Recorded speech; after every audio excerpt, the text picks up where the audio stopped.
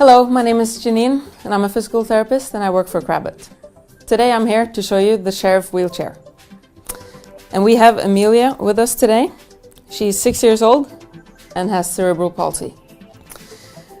Now the idea of the Sheriff wheelchair came from the jockey chair. We wanted that saddle seating that they can do activities in school, in kindergarten, and we wanted them to be able to actually move more around as well. As far as we know, we're the only one in the world with a saddle-seated wheelchair. So the most important thing is we want the child to be upright. As you can see, Amelia is very upright now and she's seated in a good position. What we're looking for in the chair is to get a good angle at the hips. We do not want that 90-degree normal seating, because what happens then is that a lot of the children end up in a slumped position. And when the children are more slumped, they're not upright and their shoulders tend to hang forward. All this makes it a lot harder for the children to wheel themselves around. So if we continue down, open angle at the hip, at the knee we're aiming at 90 degrees, and at our ankle we're also aiming at 90 degrees. In order to make adjustments, it's important to align the pelvis in the middle. It's also important to make sure that Amelia is sitting all the way back on the seat and tighten the straps. That's going to prevent her from sliding out. In order to get the right angle at the knees, we need to make sure that the height is correct. And we do that by opening these two screws here and these two on the other side. And then we can pull on the strap and get the right angle. To position the ankles, we have to remove the foot and we have to open these two screws and then push the footrest in the position we want. And it's also very important that we make sure that her feet are securely fastened. And I'm going to tell you why in a minute. Let's see. What you see in this chair is that Amelia is getting her feet underneath her body. What that's going to do is if she pushes on her feet, that push is going to help her extend her upper body.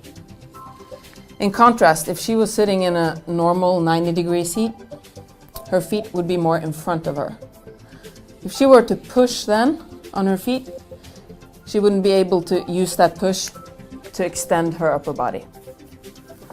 Also, if we look at her hip joint, we've managed to get her hip in an anatomical resting position.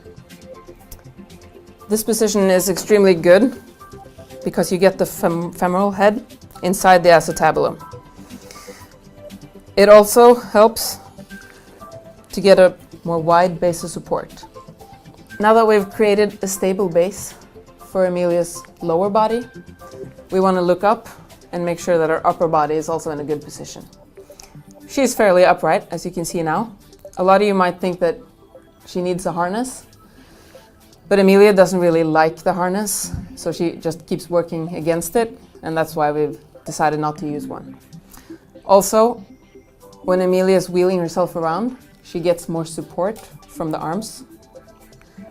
And if she's seated like this over time, what we usually do then is we put a tray in front of her. To show you the rest,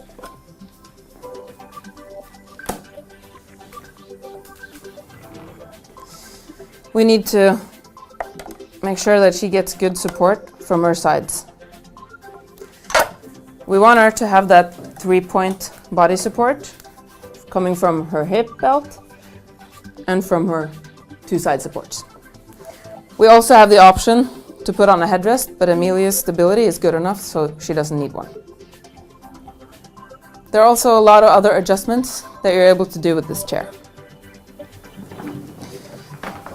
First, you can adjust the height of the backrest, like this. You're also able to change the width of the wheels. Also, the height of the seat can be adjusted. And it can also be tilted, the whole chair, and also slided. And all that is important so that we can find the optimal position for her to be able to wheel herself around. Amelia uses this chair every day at school and at home, and it can be used both indoors and outdoors. The feedback we get is that it's easy to wheel around, both for parents and for the child.